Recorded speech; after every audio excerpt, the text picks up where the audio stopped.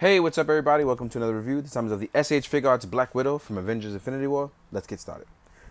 So, I know everybody's wondering, how does she look in the face? How does it look? Blah, blah, blah, listen that. Let me start by saying they have completely and utterly finally nailed a perfect head sculpt that was not Star-Lord. It's perfectly done after what was Cap and Cap not doing well. They pretty much went back and did the job. This looks exactly like her in the movie.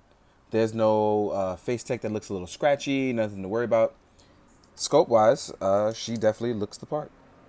So, just want to make sure I show that off first. How lovely it looks. Now that that's done, we can jump into the other stuff like articulation and all that other good jazz. So, real quick, want to talk about the backhand side of her. Her bow staffs are actually part swappable. They're not one of those things where it's going to be a full transforming thing, and it's fine. You actually can just pop them in and out very easily. So they just like that. They're not gonna hinder her in any way or get in the way of articulation of any kind. The head can look up, it can look down, it can tilt left and right a little. The collar is little soft plastic, so you don't have to worry about bending it over too fast. The hair is stayed in one position. There's no alternate position for the hair. That's totally fine by me, but I know some people may have some issue with that. Doesn't really bother me. As far as the arms, there is a small butterfly joint inside. They can raise normally this much by going this high. You can actually rotate them by putting them down, and they rotate all the way around with zero issue. There's an inner bicep swivel that allows you to rotate the arms, and a butterfly joint that allows you to go in and out, as you can see here. The arms are single jointed. They go about this far.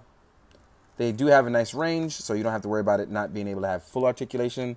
Even with a double joint, I think it would have got about the same range because the forearms here would have slightly gotten in the way.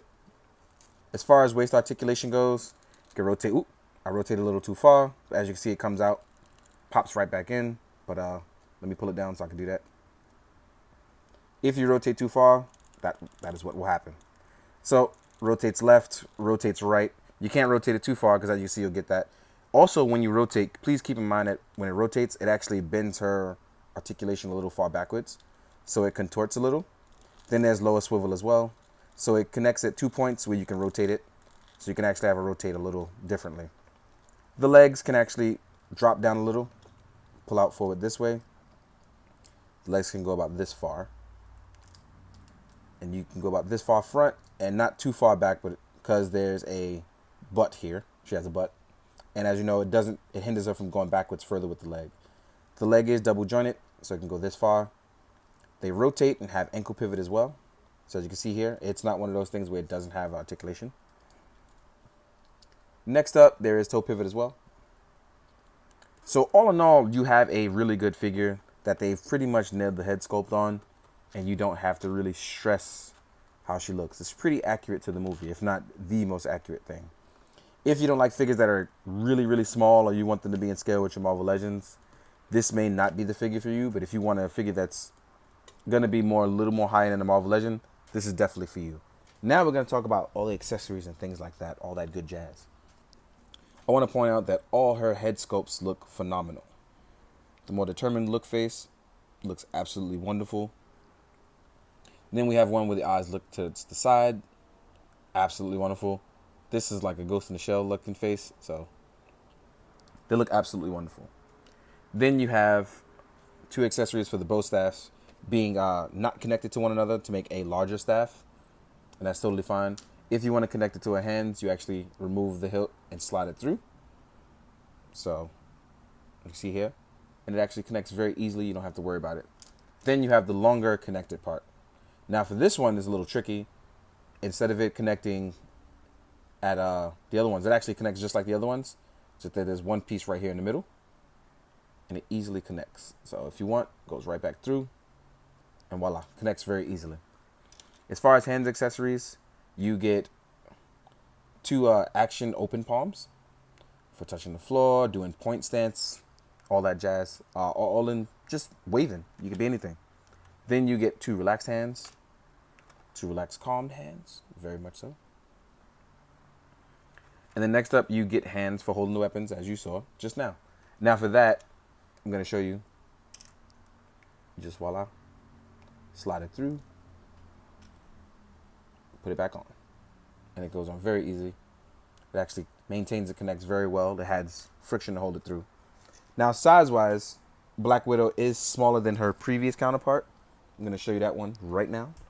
Oop. As I drop a Marvel Legend knife. So, as you can see here, she stands next to herself. She is a bit smaller than her previous self. And even then, the head sculpt looked like her then. But the new head sculpt looks exactly like her. Like, there's no question about it. It looks like her. It's just there. Even when you compare her to the Marvel Legend looks nice. It nailed it pretty well. But I think SHF probably nailed the likeness the best.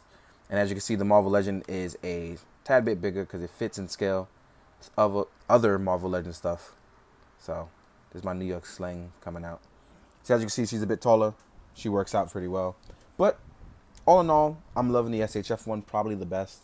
To me, they pretty much nailed the likeness. I know people don't like the golden hair, but if you can get over that or you can repaint it, I don't think you'll have any issue. Or you can just pretty much overlook it. But for me, it's definitely nailed perfectly. I love the look. Real quick, we're going to compare her to other figures and other scales and even figures in her own line. Real quick, I want to put it next to Cap and Iron Man so you can see. And Cap has a custom Old Boy head. So for those that ask, it is from Old Boy. I put the link in several videos. You can follow him on Instagram and Facebook. So as you can see, Cap is pretty tall. The new Cap is actually really tall, and you can see where she stands with him. Next up, Iron Man. Even though they don't actually meet in the movie, you can see how she stacks up next to him. Here she is next to Iron Man. So as you can see, she is pretty small in terms of scale. But, again, she looks phenomenal. Here she is next to the old Age of Ultron Hulk. So as you can see, he's gigantic regardless. But scale-wise, I think it actually fits this motif a lot better. Let's remove these two guys. Show them up with something else.